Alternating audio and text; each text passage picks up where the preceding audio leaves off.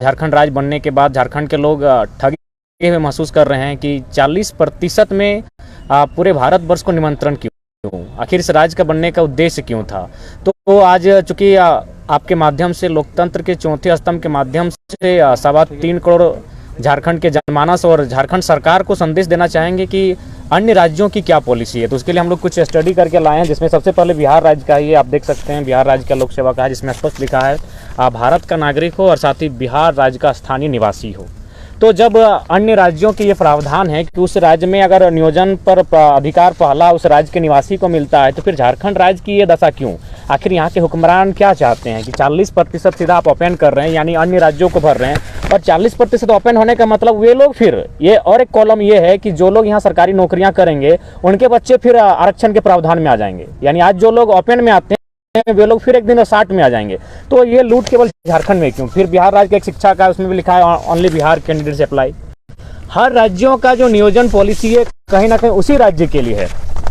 अब देखिए यहाँ हमारे यहाँ धड़ल्ले से 2-3 राज्यों के जाति आवासीय बनाए जाते हैं, लेकिन यहाँ स्पष्ट है बिहार तो सरकार क्या करते हैं कि अगर किसी प्रकार से कोई फर्जी जाति आवासीय बनाता है तो उस पर भी अनुमंडल पदाधिकारी सभी प्रखंड विकास पदाधिकारी को एक नोटिस जारी करते हैं कि अगर कोई गलत तरीके से जाति आवासीय प्रमाण पत्र निर्गत कराता है तो उस पर रोक लगाई जाए।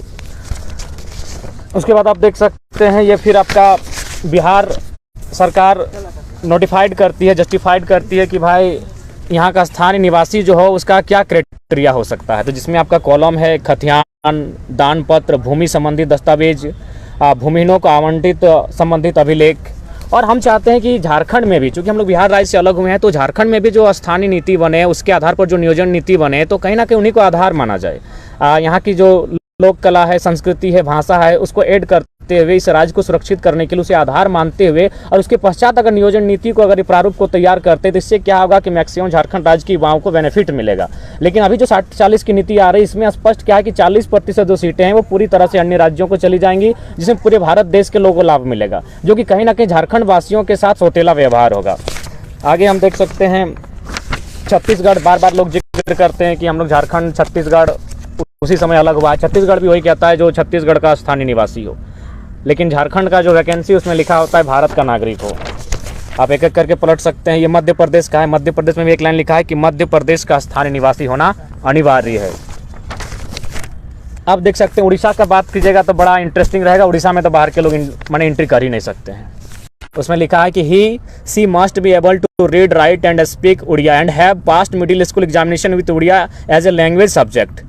और यहाँ तो 7वां क्लास की बाध्यता कह रहा है कि उड़िया लैंग्वेज में आपको पास होना होगा। हर राज्य की कोई ना कोई बैरियर है जिससे कि वह अन्य राज्यों के अभ्यर्थी अगर इस राज्य में प्रवेश करते हैं, यहाँ के युवाओं के अधिकार को छीनने की चेष्टा करते हैं, तो राज्य क्या करता है, अपने राज्य की शक्तियों का प्रयोग करते हुए कोई ऐसा कानून का प्रावधान जिससे कि मैक्सिमम लाभ उस झारखंड, मैंने कहने का मतलब है स्थानीय लोगों को मिले और बाकी जो अन्य राज्य के लोग हैं उनको एक बैरियर मिल जाता है। लेकिन झारखंड में बैरियर नहीं मिल रहा है, बल्कि झारखंड में अन्य अभ्यर्थियों को जो अन्य राज्य के हैं उनको मनोबल मिल रहा है।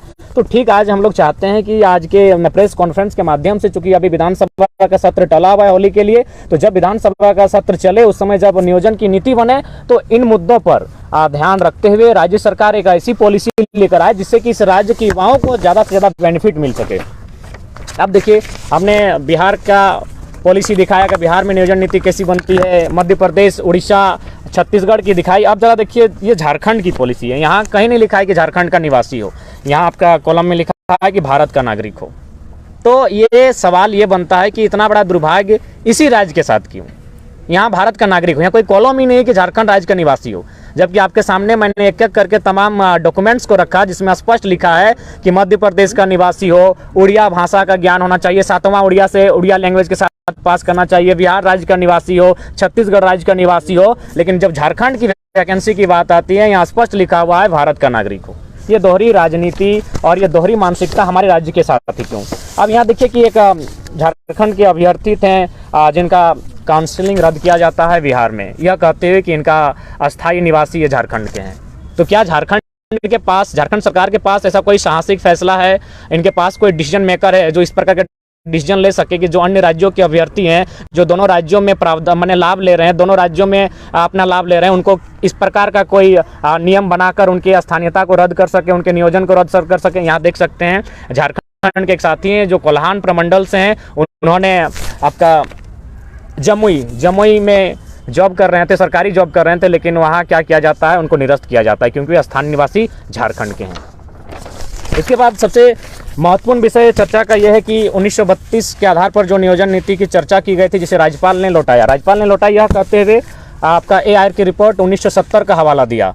सुप्रीम कोर्ट 422 का संख्या का उन्होंने हवाला देते हुए उस रिपोर्ट को उस विधेयक को वापस किया, लेकिन माननीय राज्यपाल महोदय शायद वे अपडेट नहीं है क्योंकि 1970 का हवाला दे रहे हैं। वे अगर अपडेट होते हैं तो उनको जानकारी होना चाहिए 2009 में 1970 के लगभग 39 साल बाद सुप्रीम कोर्ट का कहना है कि जो लोग अपने मूल राज्य को छोड़कर अन्य राज्यों में जा बसे हैं, उन्हें जाति के आधार पर किसी भी माने अन्य राज्यों में आरक्षण का लाभ में दावा नहीं कर सकते हैं।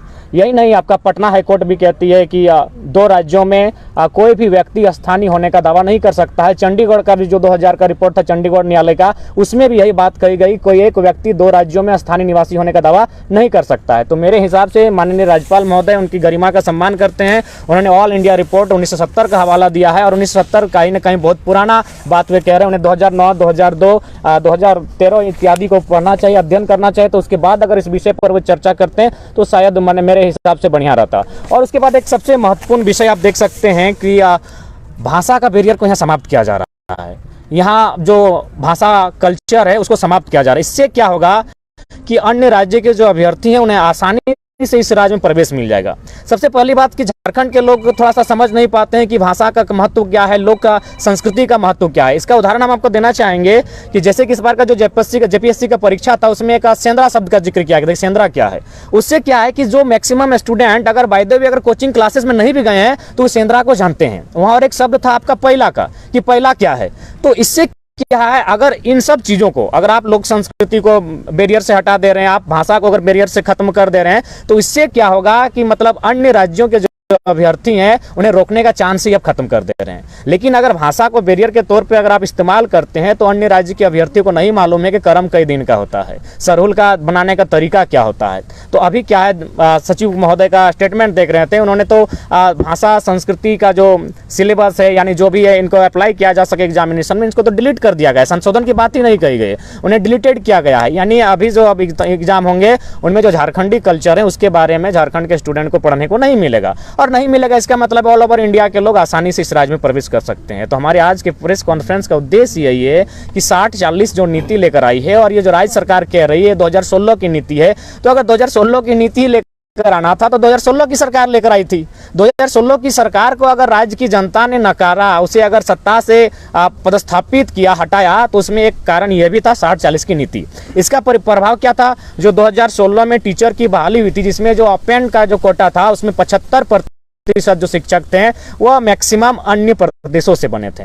अभी आप देख सकते हैं 2022 की बात करें, जो बिरसा मुंडा की जयंती के अवसर पर, झारखंड स्थापना दिवस के अवसर पर जो इंजीनियर की बहाली की गई थी उसमें 96% जो अपेंड का कोटा था उसमें 96% अभ्यर्थी अन्य राज्यों के आए। तो अगर इसी प्रकार चलता रहे, इसी प्रकार अगर झारखंड के नियोजन पर, झारखंड के साधन संसाधनों पर अन्य राज्यों का दबदबा बढ़ता रहे, तो मेरा मानना है आने वाले कुछ सालों में झारखंड नग्न हो जाएगा, झारखंड के लोग हाशिए पर चले जाएंगे। और राज्य सरकार को समझ में आना चाहिए कि राज्य की शक्तियां भी है, इनके पास अनुसूची 7 सुरक्षित है, जिसका ये प्रयोग करते हुए अपने राज्य के अभ्यर्थियों के लिए नियोजन की जो पॉलिसी है उसमें उन्हें प्राथमिकता दे सके। और आप खुद 2004 में जाके देख सकते हैं कि राज्य के पास कितना पावर है। इसी राज्य में 2004 में जब प्राइमरी टीचर की वैकेंसी ली गई थी तो उसमें ऑल ओवर इंडिया में डीएलएड मांगा गया था, लेकिन झारखंड राज्य में बीएड मांगा गया था, इसी राज्य में। यानी राज्य के पास अपनी शक्तियां हैं, लेकिन मुझे समझ में नहीं आता है कि वर्तमान में जो झारखंड सरकार चल रही है ये किन के अनुसार चल रही है। इन्हें राज्य शक्ति का कोई आभास भी नहीं है कि राज्य शक्ति भी कुछ है, कि राज्य सरकार अपनी शक्तियों का प्रयोग करते हुए कुछ विधेयक बना सकती है जिसमें केंद्र की सहमति ना ली जाए। और राज्य का जो नियोजन का मामला है वो राज्य शक्ति का मामला है, अनुसूची 7 का मामला है, अनुच्छेद में राज्य सूची के 41 का मामला है। उसका प्रयोग करते हुए, उस शक्ति का हवाला देते हुए राज्य के युवाओं जो आज मैंने काफी दिनों से संघर्ष कर रहे हैं उनको हित में कानून बना सकते हैं। लेकिन आज हिटलर ने जो बात कही थी कि जनता को इतना निचोड़ दो कि जिंदा रहना ही विकास समझे, उसी कंडीशन में आज राज्य के युवा हैं। एक तो कई सालों से वैकेंसी आई नहीं है, तो 60-40 नहीं, यहाँ अगर 50-50 की वैकेंसी दे देंगे तो बहुत सारे युवा कहेंगे भाई किसी तरह एग्जाम में बैठने दो। लेकिन उनमें दूरगामी सोच नहीं है। दूरगामी सोच नहीं होने का परिणाम क्या होगा, आप तो किसी प्रकार ये वैकेंसी को भर लेंगे, लेकिन अगले जब